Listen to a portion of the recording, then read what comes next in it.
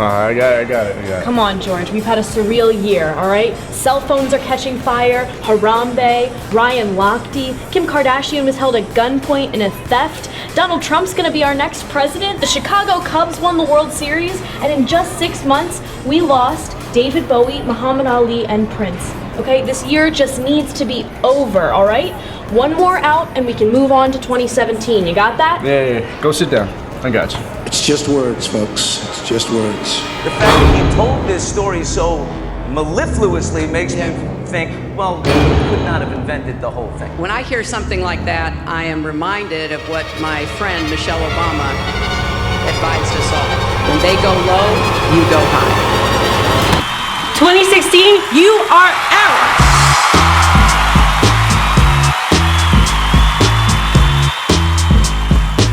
Hey everyone, and welcome to the show, Fordham Live Best of 2016. I'm Drew Casey.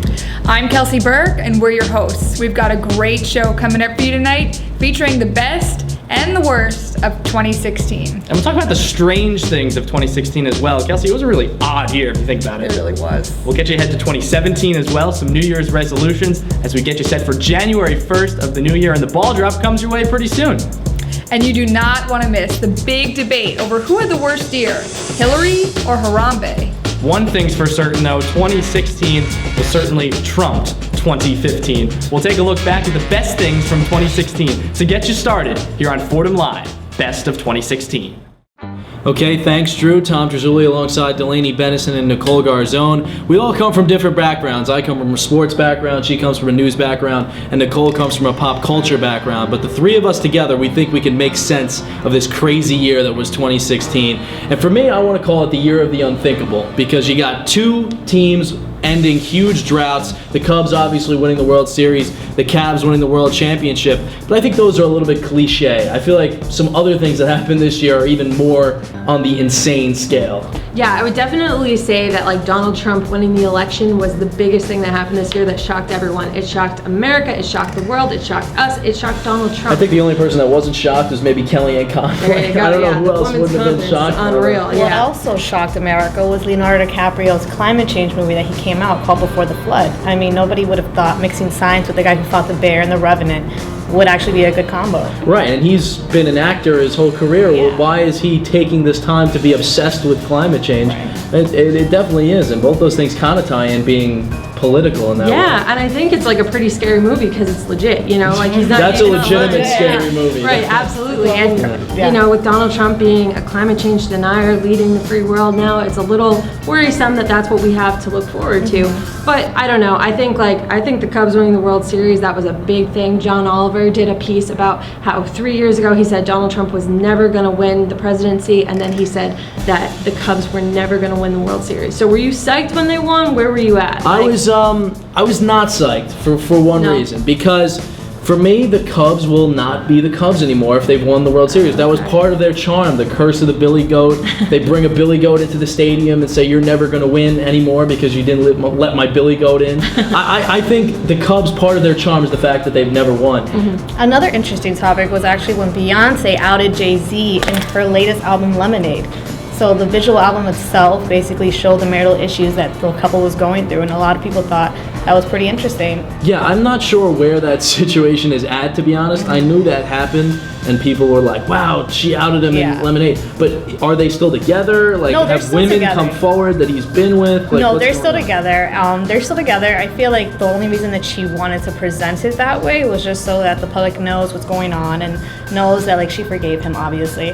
But the actual funny quote that came out of it was Becky with that good hair that everyone flooded with their timeline, and it just basically was Beyonce's way of outing out Rachel Roy, which was Jay-Z's mistress. I was just thinking about it. Did Beyonce just get nominated for a Grammy? She did, Okay, actually. very yeah. cool. So we got a lot So of look at that. nominations She going might have on, yeah. found her husband cheating on her, but at Yeah. least she's going to get more Grammy She'll get more nominations. Grammys. That's the good news. But for myself, Tom Trezulli, Delaney Bennison, and Nicole Garzone, we tried to make just a little bit of sense of this year of 2016 in the time we have. Now let's send it over to Krista, Phil, and Jerry.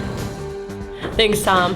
From the Chicago Cubs winning their first World Series in 108 years to Donald Trump becoming the president-elect of the United States of America, a lot sure did happen in 2016. Now I'm going to send it over to Jamie, who has a list of the best movies that came out throughout the year. Thanks, Krista. Although 2016 might be regarded by some as an absolute disaster, it was actually a great year for film. So here's some of the highlights. In the box office sales, superhero movies won big, with Marvel's Captain America Civil War, Deadpool, and Doctor Strange all coming in among the top 10 highest grossing films of the year. Now their competitors, DC Comics, were right behind them, with Suicide Squad and Batman vs. Superman: Dawn of Justice. Now although these two films grossed largely, they were not very good. Critics didn't like them, and if I have any say of it, I don't think they'll last much past 2016. Another big winner this year was animation, with Fox's Trolls, Universal's Secret Life of Pets, and everyone's favorite heavy hitter and consistent winner, Disney. Now Disney came out with Moana, Inside Out, and Zootopia. What's interesting about Zootopia is the creators are actually trying to campaign to get it as Best Picture as opposed to Best Animated Feature this year at the Oscars. Normally that doesn't happen, and it would be the first time that an animated feature would be nominated in the Best Picture category. So I guess we'll have to wait until January to see, but I'm rooting for them. And now, the moment we've all been waiting for, the highest grossing film of the year, Finding Dory. Now I loved this movie. I cried way too much in the theater about it. It was amazing. I loved it. So that's it for the best movies of 2016. Join me next year where we can talk all about my favorite time of the year, award season. Thanks for that, Jamie. You know, I really loved Finding Dory too. I also cried. But you know, I'm really intrigued by La La Land as well. I heard the reviews for that one were really good, so may have to check that one out. A little bit later on Fordham Live, we'll have our very own Ryan Keefe, and he'll be here discussing the strangest moments of 2016. Looking forward to hearing about that. And now we're going to turn it over to Chris for more. Hi, I'm Christopher Spinelli from Fordham Live, reminding you that Christmas is right around the corner. Like you needed to be reminded, right? So when it's time to invite friends and family over for a holiday get-together, don't forget to stock the fridge full of J&B's limited edition Yuletide flavor, Rudolph's Ruby Red Berry Blast. Even though it's the best time of the year, December can also be the most stressed time of the year. So always remember to enjoy it with J&B Soda, the perfect soda for the imperfect world. And here's a quick look at some perfect imperfections brought to you by J&B Soda. J&B Soda would like to wish you with your playoff nightly update. Check. New limited edition. Get exclusive acts. Get. Today we are expecting a. James. What's no, that was wrong. J&B Soda wants you. J&B Soda? Sorry. J&B Soda, where the soda pops. Oh, there's another part to it. Oh my goodness.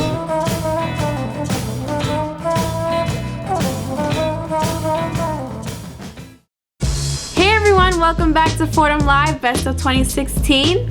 I hope you guys are done with finals and that you all passed. And now over to Drew and Kelsey in the studio. Thanks, Danny. We'll see you later when we kick it with you for the last time of 2016. Certainly looking forward to that, Kelsey, a little bit later on in the show. We've talked about a lot already. We've talked about sports and how the Chicago Cubs won their first World Series in 108 years, a great moment for the city of Chicago. We talked about in news and in politics, our new president-elect Donald Trump shocking the world and shocking the nation as he will lead this great country in 2017 and beyond. And well, we even talked about movies a little bit, and the highest grossing film from Jamie Connors. She says it's Finding Dory. Never saw it, but I'll have to see it in the new year. It was a cute movie. I really liked it. Well, a lot has gone on in 2016, and we'd like to take a moment to pay tribute to some of the great personalities we've lost this year. While 2016 was marked with many high notes and highlights, we were also faced with great tragedy with the loss of many talented and respected individuals in the public eye. This includes music legends such as David Bowie, Prince, John Barry of the Beastie Boys, Leonard Cohen, Craig Strickland, the Eagles' Glenn Frey, rapper Malik Taylor, and the man known as the fifth Beatle, George Martin.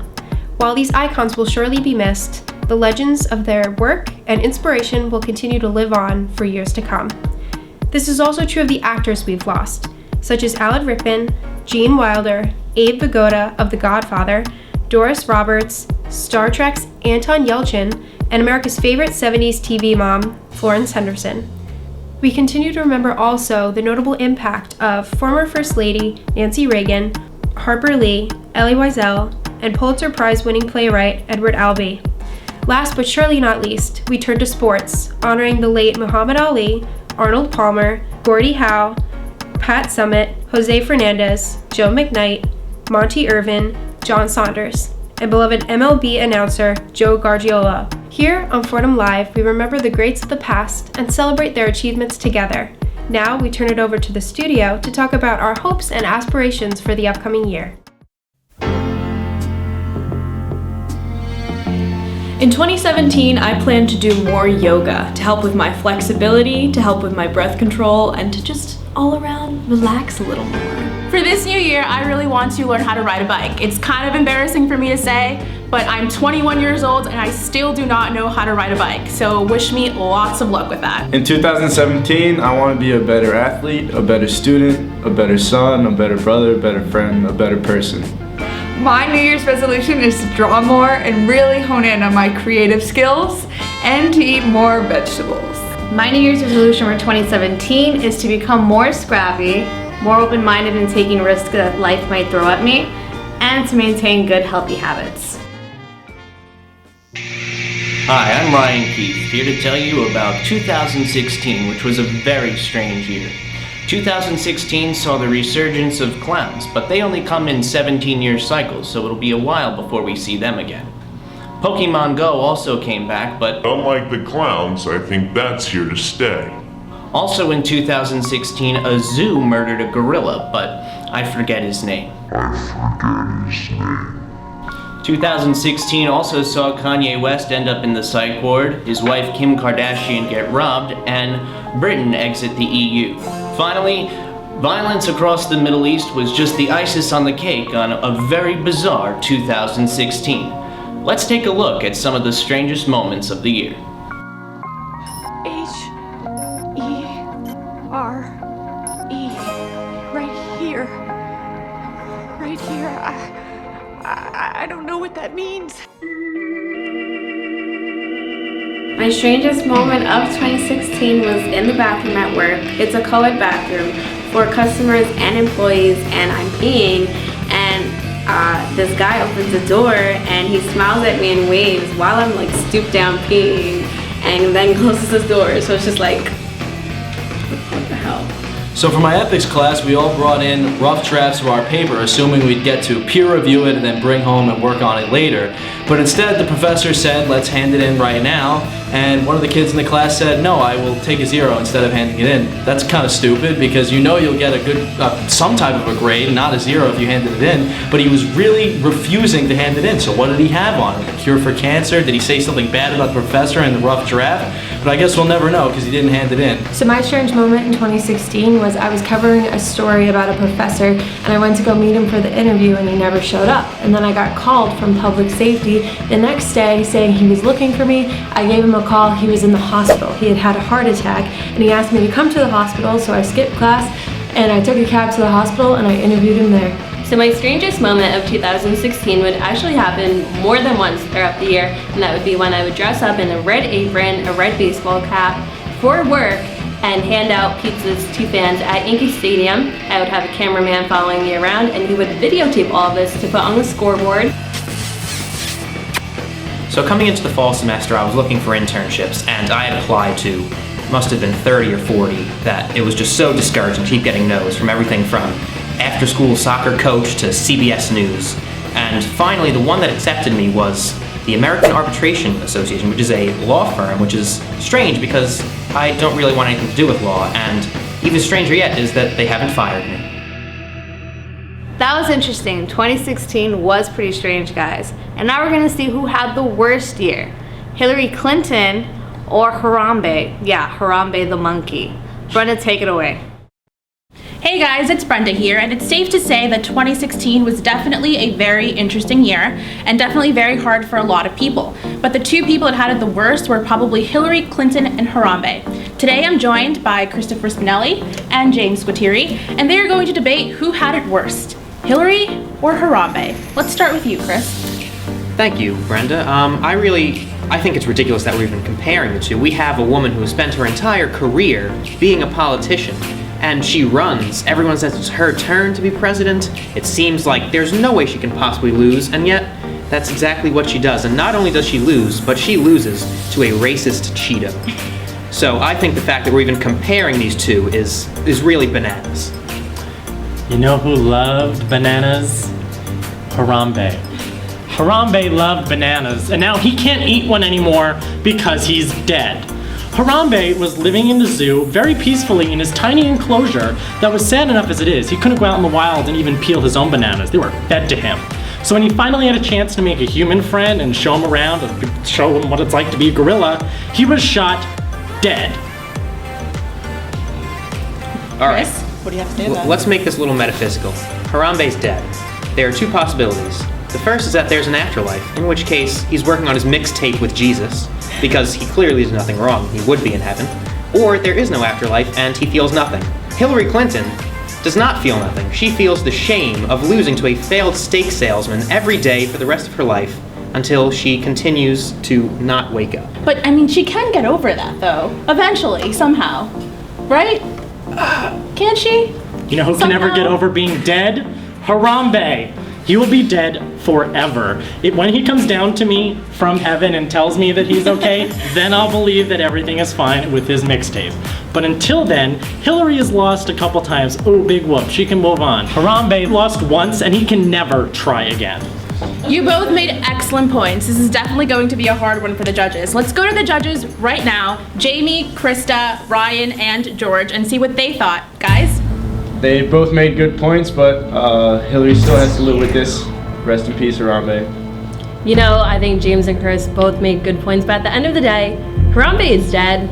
Hillary is still going to wake up tomorrow morning, and now with all the free time she has, maybe she can divorce Bill and move on. I mean, I don't know. They both had terrible years, but, you know, I feel like Hillary just had it a little bit harder. I don't know. It's a tough call for me. They both made compelling arguments. I think Hillary may have had a little bit rougher of a year just because she has to bathe in the stink of failure, while Harambe has the benefit of not being a point of perception on this planet anymore. So are you guys ready to hear the winner? The winner was Hillary. I mean, I won, but I really still lost. Hillary definitely had it bad this year, but let's go take a look at some of the worst moments of 2016.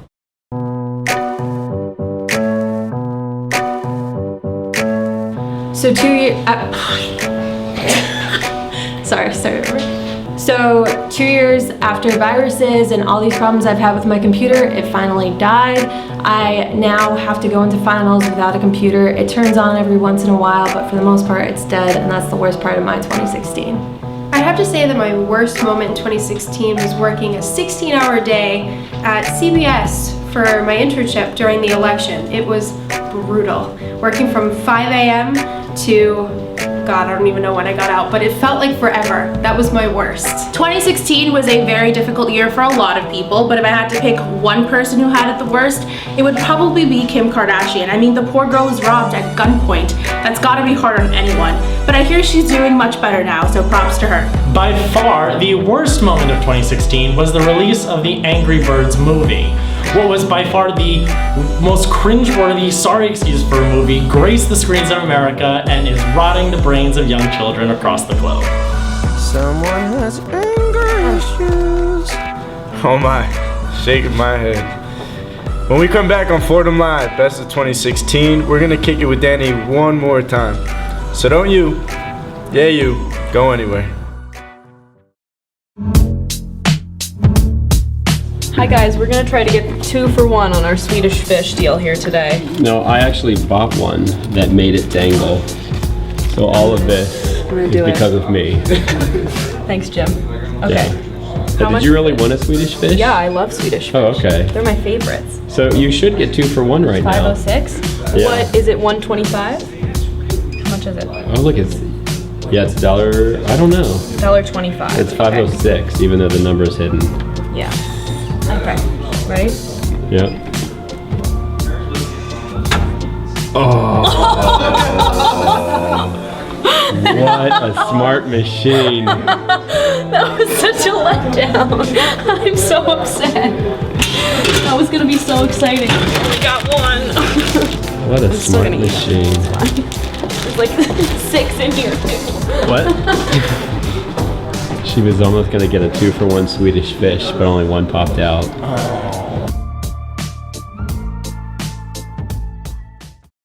Hey guys, welcome back to Fordham Live, Best of 2016. Now, Brenda, we're about to go into the final edition of Kicking It With Danny. How are we feeling about it? I'm not too sad, and I don't think the folks at home should be either, just because Danny will continue to be here next year and will continue to grace us with her fabulous presence. So let's go kick it with Danny right now.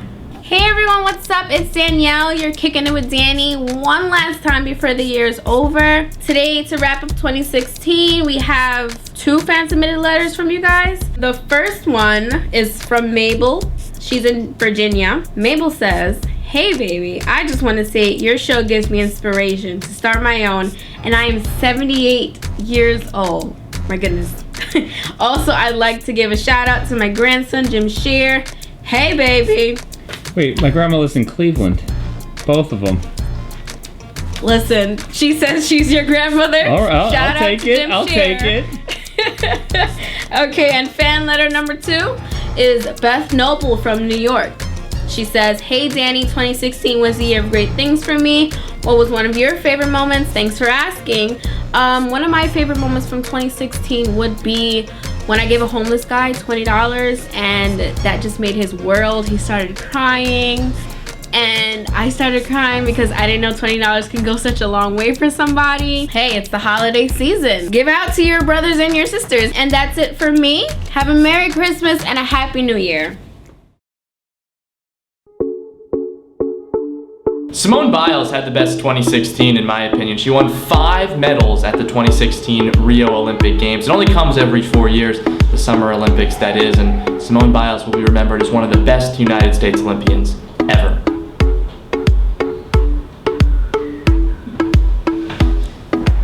So Ellen DeGeneres was awarded the Presidential Award of Freedom last month, and I think that's a pretty notable award for her, not only for her and her following, but for the LGBT community as a whole. It's an award for people who have not only pushed America forward, but who have inspired millions along the way.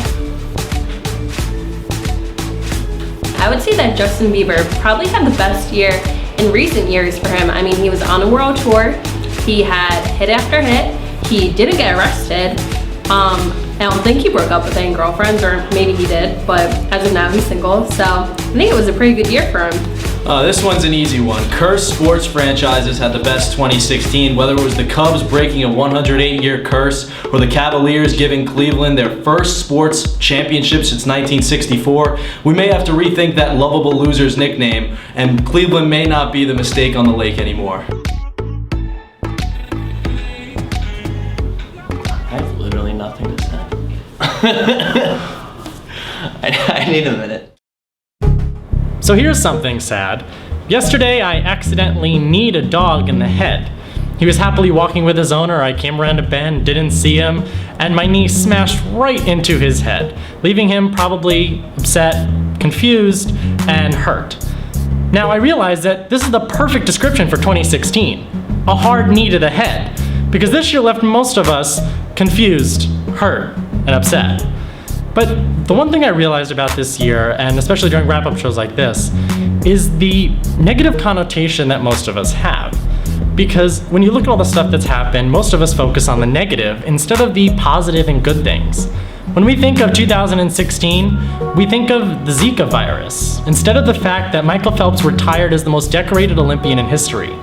We think of Harambe's death, but we don't think about the fact that populations of tigers, pandas, and manatees are increasing.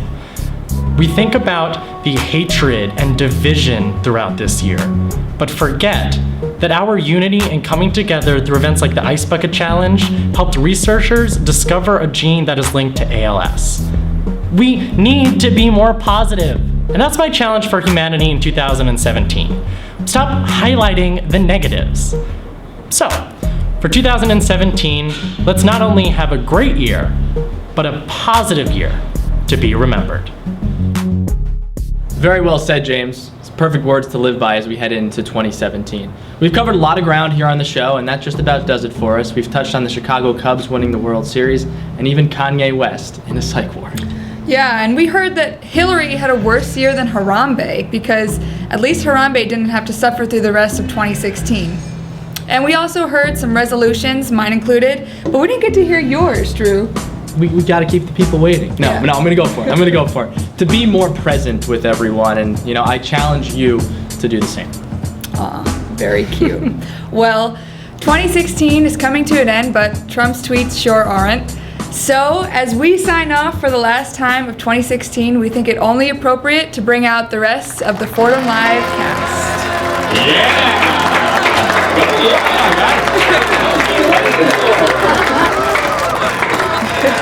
A lot of people that put into this show every week, and on behalf of all of us,